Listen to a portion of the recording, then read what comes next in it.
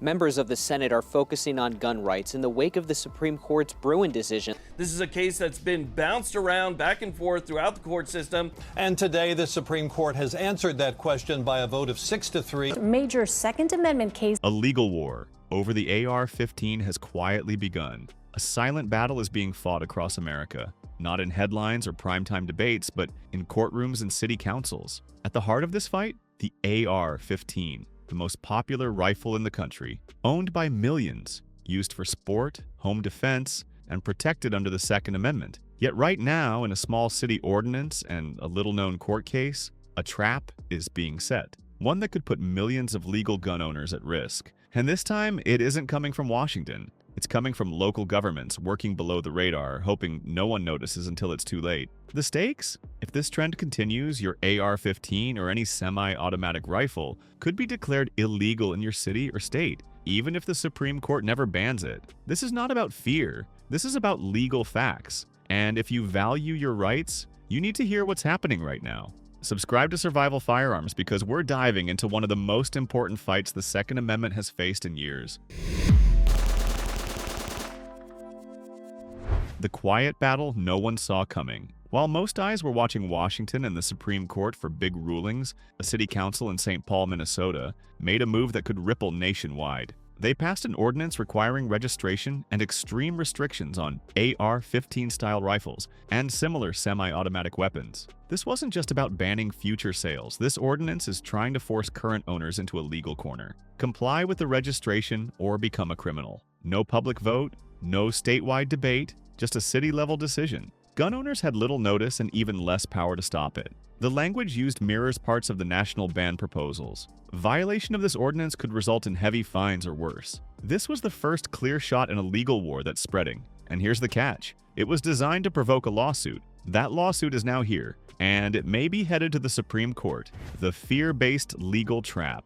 The case tied to this controversy is Grant v. Rowella, a straightforward-sounding name, but a deeply dangerous legal weapon. It involves a city defending its ordinance by using fear-based language, claiming that the presence of AR-15s increases risk, makes the public less safe, and justifies extra regulation. This isn't new, but the way they're doing it is. The city argues that AR-15s are uniquely dangerous. They claim public safety overrides individual firearm ownership. They want the courts to accept subjective fear as a legal justification. If accepted, this would set a precedent for other cities. And if a court upholds this reasoning, any locality could claim that banning a firearm is justified based on community fear, not actual misuse. Think about what that means. Your city could ban your firearms based on emotion, not evidence. And once a court signs off, it spreads like wildfire. This is the legal trap being laid, and it's already catching momentum. AR-15, popular, legal, and under attack. Despite media headlines, the AR-15 is not a fringe weapon. It is the most commonly owned rifle in the country. Millions of Americans use it responsibly. The Supreme Court has already acknowledged that commonly used firearms receive constitutional protection. So why is it under attack? The term assault weapon has been redefined in legislation. Local governments claim military-style appearance justifies regulation. Courts have been split on how to interpret dangerous and unusual standards. Activists use tragic events to pressure judges and councils emotionally. The truth is, the AR-15 has become a symbol, and that symbol is now a target. Not for what it does, but for what opponents claim it represents. The law should not bend to symbolism, but if we let it, we open the door to bans based on looks, names, and media narrative rather than function or fact. What the Supreme Court has already said. In the 2022 Bruen decision, the Supreme Court made something clear.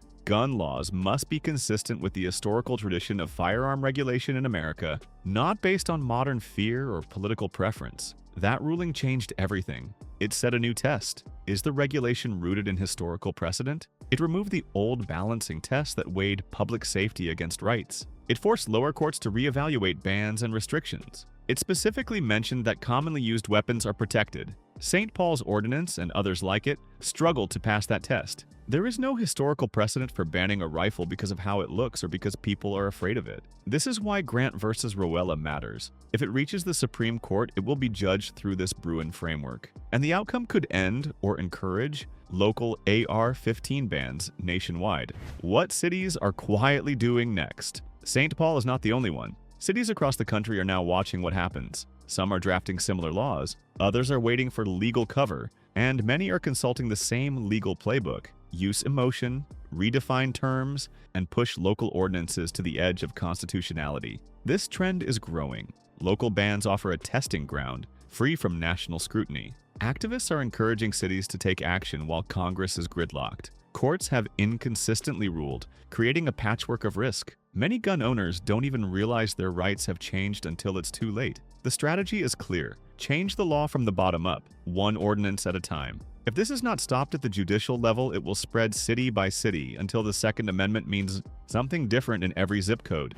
The emotional cost of political battles. To many Americans, the AR-15 is more than a rifle. It represents liberty. It's a tool of protection, of sport, of responsibility. But to opponents, it has become a symbol of violence and political division. And that clash of perspectives is being exploited for legal and political gains. The result? Honest citizens are now caught in the middle. When lawmakers argue over optics instead of facts, the real cost is borne by people who have never committed a crime, but still wake up each morning with fewer rights than the day before. Key consequences for gun owners include widespread fear of legal uncertainty, increased prosecutions for previously legal behavior, local laws override long-standing traditions, political symbolism replacing objective reasoning. The erosion of trust doesn't happen in one sweep. It builds slowly with vague legal definitions, shifting rules, and political narratives replacing constitutional clarity. The court's silence so far. Here's where it gets even more serious.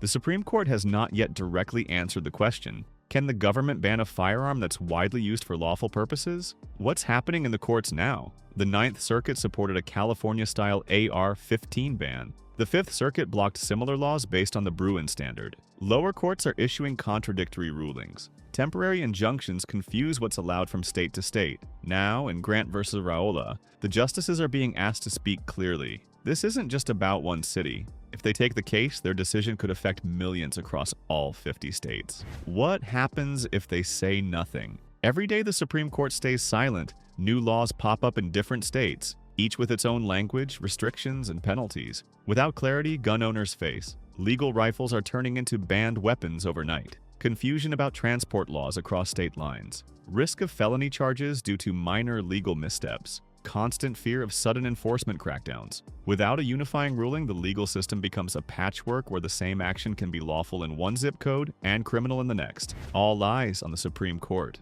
The Supreme Court has been slow to act, but pressure is rising. Conflicting rulings from lower courts have created chaos across the country. States are enforcing laws that contradict not only each other, but recent Supreme Court decisions like Bruen and Heller. What's at stake now? Whether commonly owned still protects civilian firearms. Whether subjective definitions of dangerous or unusual can justify bans. Whether cities can bypass constitutional rights by declaring public safety emergencies. Justice Amy Coney Barrett may be the deciding voice. She has supported strong originalist interpretations of the Constitution, but has also leaned toward cautious rulings. Chief Justice Roberts, often seeking compromise, may try to narrow the ruling's scope, but this case demands clarity. Vague decisions will only prolong the confusion and give anti-Second Amendment legislators more room to push limits. This isn't just another legal battle, it's the one that could decide the future of modern firearm ownership in America. This isn't just about rifles.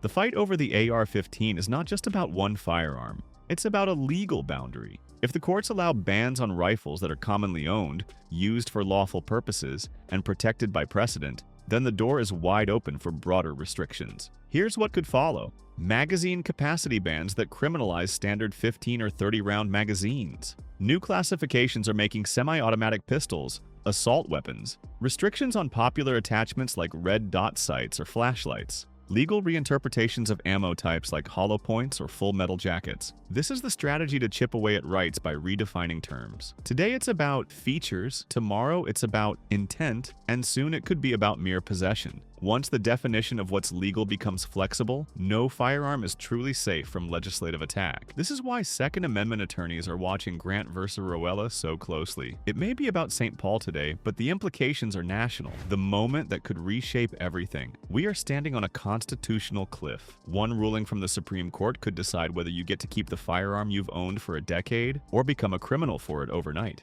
These aren't theoretical threats. They're laws already on the books, in cities and states that want to set a precedent. The fight isn't just in courtrooms, it's in your neighborhood, your state house, and your ballot box. Because once one law is allowed to stand, others will follow faster than you think. So, what can you do? Stay informed because ignorance of the law is not a defense. Subscribe to Survival Firearms because we break down the legal jargon and bring you what actually matters. And above all, never assume your rights are safe just because they exist today. The next chapter of the Second Amendment is being written right now. And if you're not paying attention, it might be written without you.